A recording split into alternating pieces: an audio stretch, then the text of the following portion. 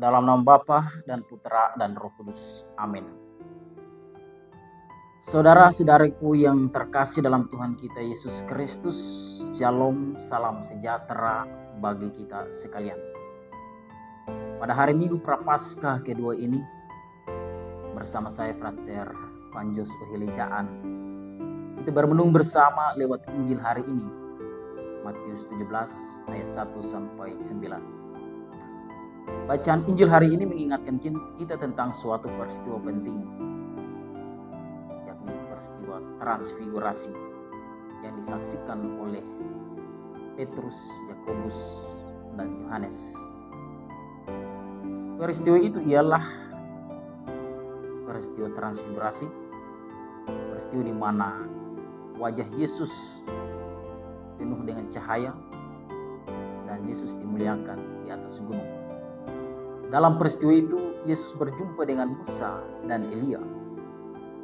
Yesus berubah rupa, yakni wajahnya bercahaya dan penuh dengan kemuliaan. Mengapa peristiwa itu terjadi? Saya mengajak kita untuk melihat beberapa hal penting dalam kisah transfigurasi Yesus. Yang pertama, dalam Injil tidak disebut di gunung mana peristiwa transfigurasi itu terjadi. Apakah di Gunung Sinai atau Gunung Horeb? Tetapi menurut para ahli kemungkinan peristiwa itu terjadi yakni di Gunung Hermon atau Gunung Tabor yang letaknya dekat dengan Kaisarea Filipi. Kemudian yang kedua, mengapa wajah Yesus bercahaya? Tentunya karena sebenarnya Yesus adalah Allah yang menjadi manusia. Yang ketiga, wajahnya bercahaya seperti matahari. Artinya bahwa Yesus adalah sumber terang yang menerangi kehidupan manusia, sehingga wajahnya bercahaya sebagai tanda bahwa Yesus membawa terang kepada dunia. Yang berikut, wajahnya bercahaya seperti matahari, sebab dialah sumber terang. Tetapi selanjutnya dikatakan dalam Injil bahwa selain Yesus, wajah Yesus bercahaya, tetapi juga Musa dan Elia dipenuhi oleh cahaya. Artinya bahwa cahaya dari wajah Musa dan Elia adalah pantulan dari cahaya Allah. Karena itu, cahaya itu bukan datang dari Musa dan Elia, melainkan dari Allah atau dari Yesus sendiri. Sehingga pantulan cahaya Allah, pantulan cahaya Yesus yang memantulkan kepada Musa dan Elia, sehingga wajah mereka juga bercahaya. Selanjutnya juga dikatakan bahwa pakaian Yesus menjadi putih. Artinya bahwa kemungkinan seperti pakaian imam besar mesianis. Kita tahu bahwa Yesus dia datang sebagai Mesias. Mesias adalah seorang raja yang dinanti-nantikan oleh bangsa Israel pada zaman itu.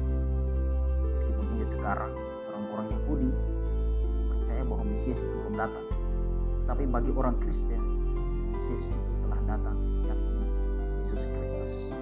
Sebab dalam pandangan orang Yahudi bahwa Mesias itu ialah orang yang memiliki power atau orang yang mampu untuk menghantar bangsa Israel keluar dari perbudakan.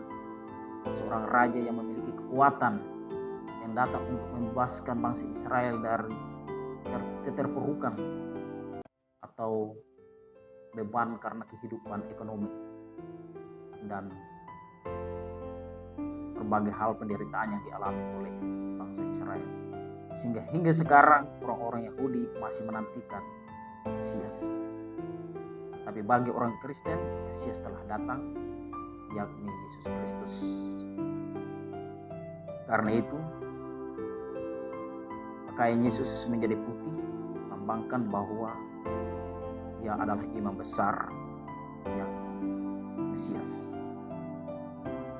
Selanjutnya, mengapa Musa dan Elia yang menampakkan diri dalam peristiwa transfigurasi? Padahal ada banyak nabi besar seperti Yeremia atau Yesaya. Elia dan Musa menampakkan diri dalam peristiwa transfigurasi karena Musa dan Elia mewakili hukum Taurat dan para nabi. Selain itu, Musa dan Elia juga pernah berbicara dengan Allah di gunung Horeb dan di gunung Sinai dalam perjanjian lama. Awan yang terang adalah lambang dari kehadiran Allah. Selanjutnya, inilah anakku yang kukasihi, kepadanya lah aku berkenan. Perkataan ini mengingatkan kita tentang peristiwa pembaptisan Yesus di Sungai Yordan. Dalam bacaan Injil hari ini juga dikatakan bahwa peristiwa transfigurasi Yesus disaksikan atau dilihat langsung oleh Petrus, Yakobus, dan Yohanes. Saudara-saudariku yang terkasih, penglihatan adalah lebih dari hanya suatu pengalaman subjektif. Penglihatan itu tidak ada artinya bagi orang lain sebelum Kristus yang bangkit itu menampakkan dirinya. Ingat bahwa Rasul Paulus juga pernah berkata, sia-sialah iman kamu jika Kristus tidak dibangkitkan. Puncak iman Kristiani adalah kebangkitan Kristus. Kebangkitan adalah tujuan dari karya penyelenggaraan ilahi bagi kita. Melalui Yesus Kristus, kita pun ikut dibangkitkan bersamanya. Saudara-saudariku yang terkasih dalam Tuhan kita Yesus Kristus, pada akhirnya kita sedang berada dalam masa Prapaskah. Masa Prapaskah selalu mengingatkan kita tentang pertobatan, tetapi juga sengsara dan wafat Yesus, dan pada akhirnya menuju pada Paskah Kristus atau kebangkitan Kristus. Maka melalui Injil hari ini, Minggu Prapaskah kedua ini, kita diajak untuk mempersiapkan hati kita agar kelak kita seperti Petrus, Yakobus, dan Yohanes mampu memandang wajah Yesus dalam kemuliaannya dan dalam cahaya ilahi. Tuhan memberkati Anda sekalian yang mendengarnya. Dalam nama Bapa dan Putra dan Roh